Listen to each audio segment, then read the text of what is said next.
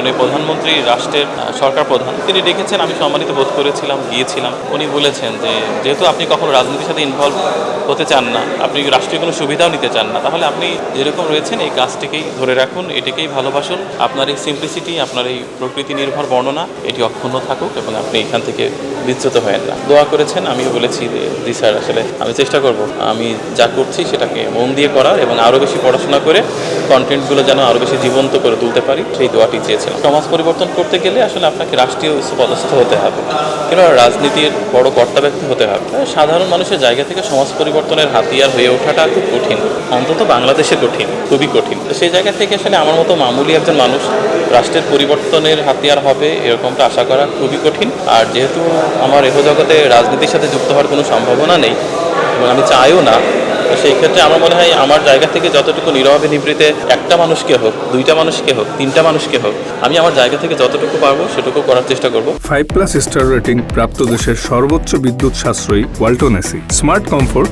এখন নেক্সট লেভেলে। বৃহত্তর পরিকল্পনা করাটা আমার জন্য দুঃসাধ্য এবং আমার মনে হয় সাধারণ মানুষের জায়গা থেকে সবার জন্যই কঠিন, অন্তত আমাদের দেশের বেলায় কঠিন, অন্য দেশের বেলায় বলতে পারবো না। মাননীয় প্রধানমন্ত্রী রাষ্ট্রের সরকার প্রধান তিনি ডেকেছেন, আমি সম্মানিত বোধ করেছিলাম, গিয়েছিলাম। উনি বলেছেন যে যেহেতু আপনি কখনো রাজনীতির সাথে ইনভলভ হতে চান না, আপনি রাষ্ট্রীয় কোনো সুবিধাও নিতে চান না, তাহলে আপনি যেরকম রয়েছেন এই কাজটিকেই ধরে রাখুন, এটাকেই ভালোবাসুন। আপনার এই সিম্পলিসিটি, আপনার এই প্রকৃতি নির্ভর বর্ণনা এটি অক্ষুণ্ণ থাকুক এবং আপনি এখান থেকে বিচ্যুত হয়েন না। দোয়া করেছেন, আমিও বলেছি যে জি স্যার, আসলে আমি চেষ্টা করব আমি যা করছি সেটাকে মন দিয়ে করার এবং আরও বেশি পড়াশোনা করে কন্টেন্টগুলো যেন আরও বেশি জীবন্ত করে তুলতে পারি, সেই দোয়াটি চেয়েছিলাম। সমাজ পরিবর্তন করতে গেলে আসলে আপনাকে রাষ্ট্রীয় পদস্থ হতে হবে কিংবা রাজনীতির বড় কর্তা ব্যক্তি হতে হবে। সাধারণ মানুষের জায়গা থেকে সমাজ পরিবর্তনের হাতিয়ার হয়ে ওঠাটা খুব কঠিন, অন্তত বাংলাদেশে কঠিন, খুবই কঠিন। তো সেই জায়গা থেকে আসলে আমার মতো মামুলি একজন মানুষ রাষ্ট্রের পরিবর্তনের হাতিয়ার হবে এরকমটা আশা করা খুবই কঠিন। আর যেহেতু আমার জগতে রাজনীতির সাথে যুক্ত হওয়ার কোনো সম্ভাবনা নেই